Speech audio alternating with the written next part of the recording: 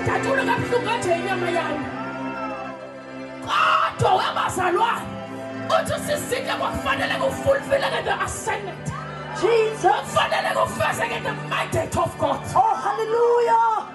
Oh, simuzwa ke manje, let us jump straight into it. Simuzwa esethi manje kuphelile, kufeziwe. All right, he was so humble. Ngesikhathi ethi ngomiwe, yini abehamba kangaka? Ingoba bazi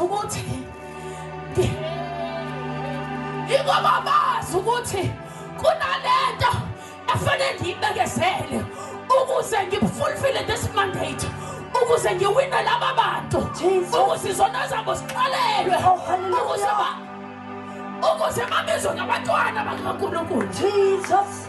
This is a verse of celebration. Uma esethi kufeziwe, hallelujah, ethi kugqikiwe, it is a verse of celebration. Oh, hallelujah. It is a verse to celebrate. Jesus. Ngoba usayazi ukuthi sesimaphethelweni manje. Lazarwa ibani. Oh, hallelujah. Lazarwa ibani. Jesus.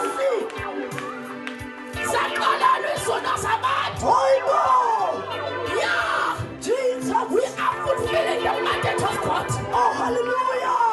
Kade ngimiqile ukuthi kazizokwenzeka kanjani le. Azizokwenzeka kanjani le, bekina stress. But kuma ethi it is finished. Ilapha sebona khona ukuthi yabo uyakhanya. Oh, hallelujah. Unqotshiwe. Oh, Jesus. Oh, Jesus. Hallelujah. Umsebenzi.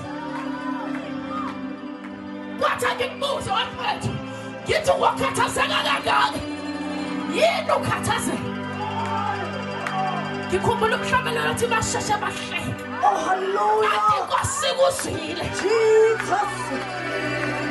Akasiyo uNkulunkulu otatazelayo. Jesus. Akasiyo uNkulunkulu osiphakamisa. Oh, hallelujah. Basheshe bahleka. Oh, Jesus. Asikuzwile. Oh, Ibo. Ukhathazeka kanjani? Yebo. Ngobi wena. Oh, Jesus. Ukhathazeka kanjani? Hallelujah. Ngobi wena. Oh, Ibo. Ukhathazeka kanjani? Jesus. Umsebenzi ugqikiwe. Oh, what does it mean? Kugqitywe ini?